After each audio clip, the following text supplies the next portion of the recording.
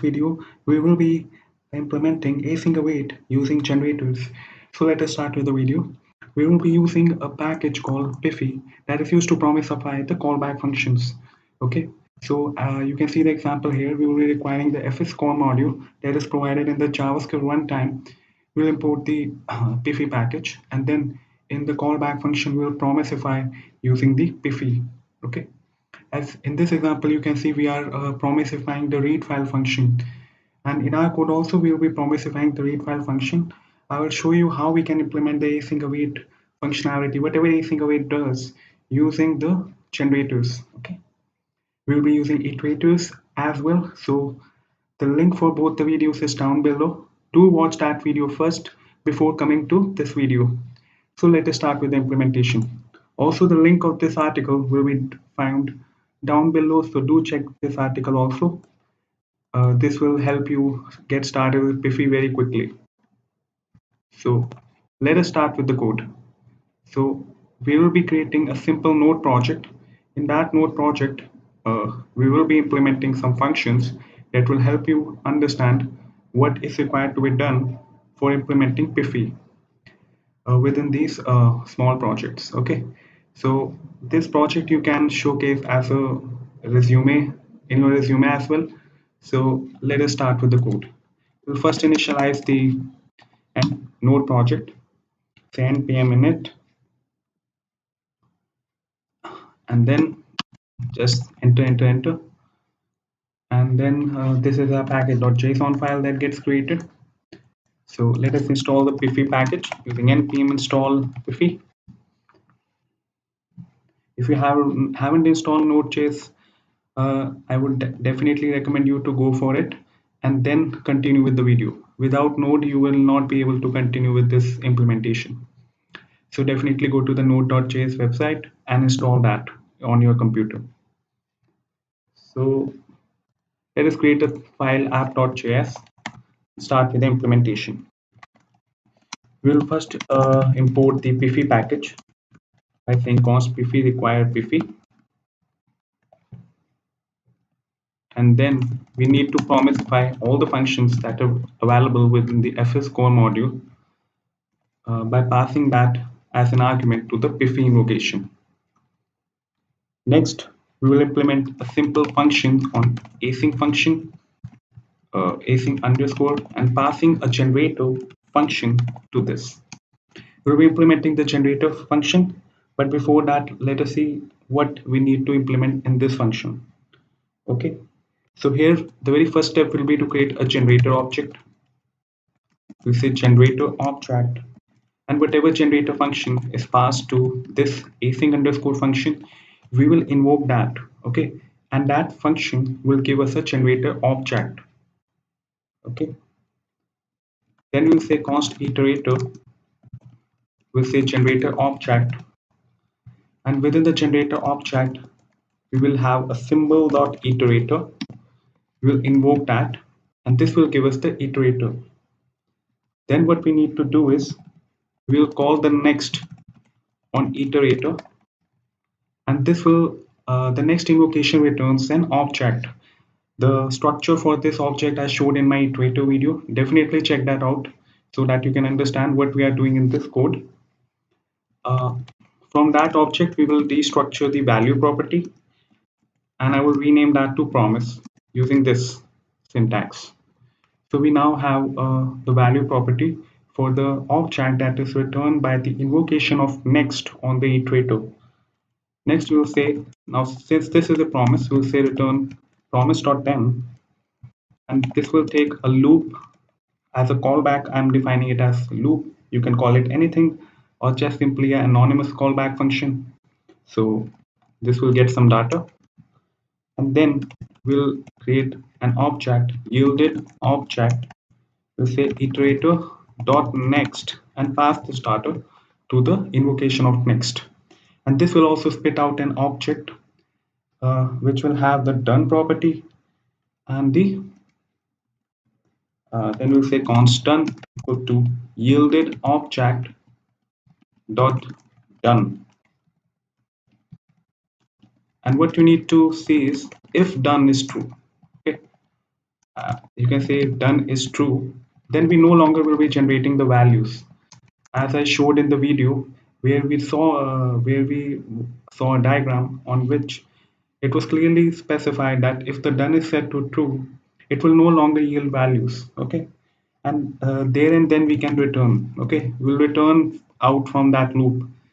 Remember that diagram which I showed you in the iterators video? So definitely check that out video. That video is very important to continue with the implementation. So say const next promise, and then we'll say yielded object dot value. So if the done is false, so this means the done is still false. So we are able to generate more values. Okay. If the done was set to true, we had to return immediately from here and the below code would not have executed.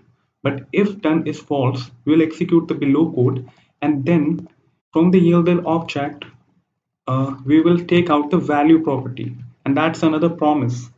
So again, we will execute that promise. We'll say return next promise dot then, and again call the loop function to continue generating more and more values. Okay.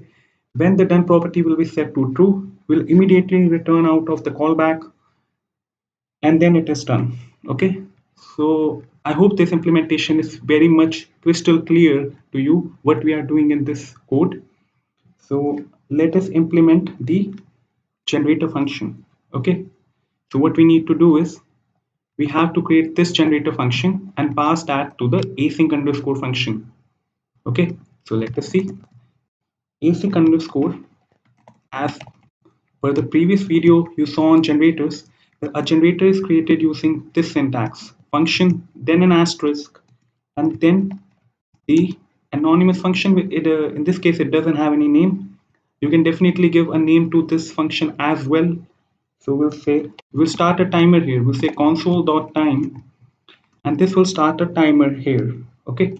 Next, we'll try to yield some values. We will say yield, and we will define a function called wait, and this will we are waiting for 5 seconds here. Okay. So then we will log the value to the console, uh, and then here we can say the value is, let us cut this, let us use template strings value. Okay. Now what you need to do is let us implement the wait function. Okay. What the wait function will take is a certain timeout and it will set a delay or a timer for that duration that we specify as an argument. So we'll say const wait. This will take a timeout, and then we will say return new promise. We'll pass the resolve argument, resolve as the first argument, and then we'll simply invoke return set timeout and pass in a callback function to this, and then we'll say we will resolve any random value math.random. Okay, and the set timeout will take a timeout in milliseconds, which is here in this case is 5000 milliseconds that we are passing to this, and this will provide the required delay. So now console log value is value, and then what you need to do is we will simply say const value to yield, wait for another specified duration which is 2 seconds, and then we will end the time, and then we will measure the time whatever time it took to perform these two operations. Okay. So now what we will do is we log both the values to the console. We'll say value and value 2. Now immediately after this will serve as the async await code that you have seen in the implementation of async await. This is an async function. An async function under the hood does look like this only. Okay, with some yields inside this, and you are performing the code, the async code like this. The wait function is an async code. We have prefixed this with the yield keyword, And this is giving us the pause effect that I talked about in the generators video. Once you have got the required value, we are pausing at that state. This is a checkpoint. Next, we will resume further. We'll log the value to the console. Again, we'll move to the line 32. We'll maintain a pause there. After maintaining a pause, we'll resume. Uh, this will uh, this will end the timer here. This should be time end, and we'll proceed further. Then log the values to the console. So this is how async await actually works under the hood. Then let us perform some more async operations in this. We'll try to read this file that we have defined in our project folder. We'll say const file content, and again, since we are performing an async operation, we will prefix the async operation with the yield keyword. We'll say fs dot read file, and we have earlier promisified our fs core module. So our callback functions are now promisified. So we are able to use the yield keyword with the fs.read file method. So we'll say sample.txt, and whatever encoding we want to read it with. So we'll pass UTF-8 and then log the file content to the console. So once this code is done, since this is an async function, this will generate a promise. This will return us a promise. As I told you in the video on async await that async functions always return us a promise. We'll say dot then, we'll pass a callback to this, and then we will say console log async await is now done. And for any error handling, we'll say dot catch error, or simply say console dot error.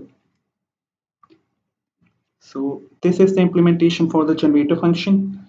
So let us now end the code by saying wait 2000. Since this is an async function also, we'll say dot then.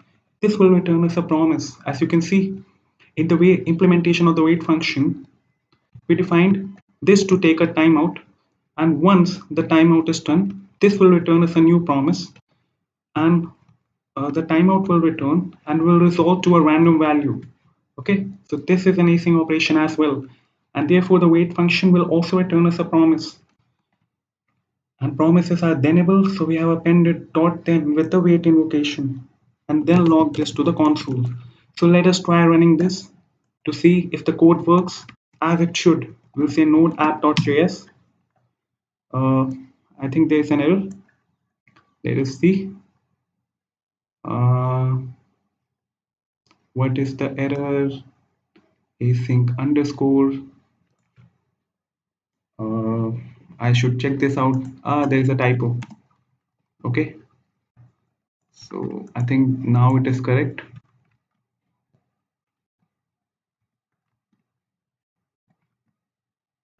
So let us try invoking it. Node app.js. And see, we got the first value to the console. Let us see how the code is following.